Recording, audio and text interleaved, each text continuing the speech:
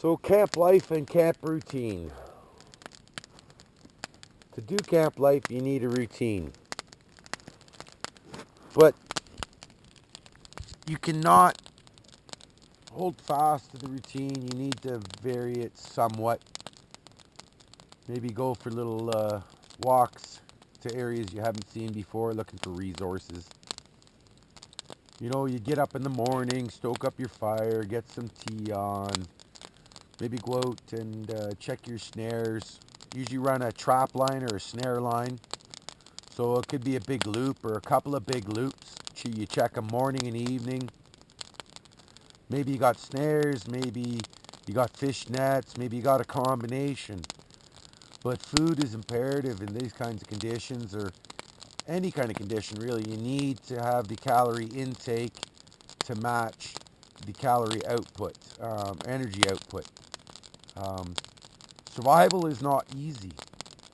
It's very difficult. Survival on your own is next to impossible. Many hands make light work.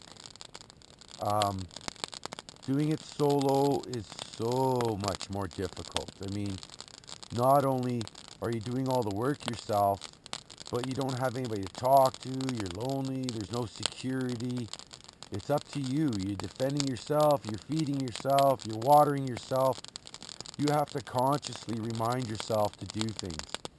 And that's where the survival pattern comes in handy.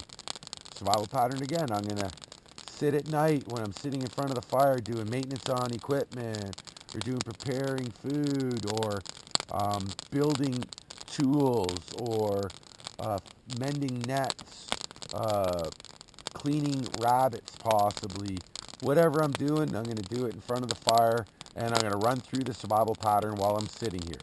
I'm going to, what's first aid? Okay, what do I need? Am I hurting? Is anything going to hurt me? Is the environment going to harm me in any way? What can I do to counter that? And then I think fire. Okay, I need to maintain my fire. I need to collect enough firewood. I need a couple extra bush bundles. I need some extra tinder or kindling. Maybe I need to stoke up my fire or build another log base, or I need to dig down the snow, whatever. Fire keeps going. Fire's a constant. You'll never get bored if you have a fire. And then shelter.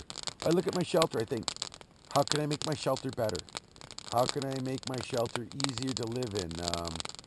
How can I make my shelter warmer? How can I make it more waterproof or water resistant? And then I go on to signals.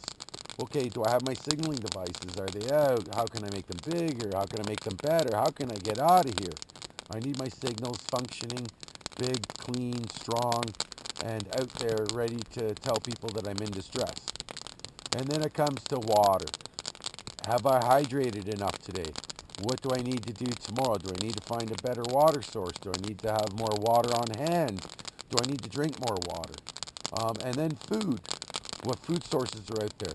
How can I better my chances to get food? I got to figure all this out on my own. Now, if you visit the survival pattern again the next morning, you get up, you do the same thing. You get your fire going, you do it again. You assess the survival pattern, figure out what you need. That'll put your day's events together for you for the most part.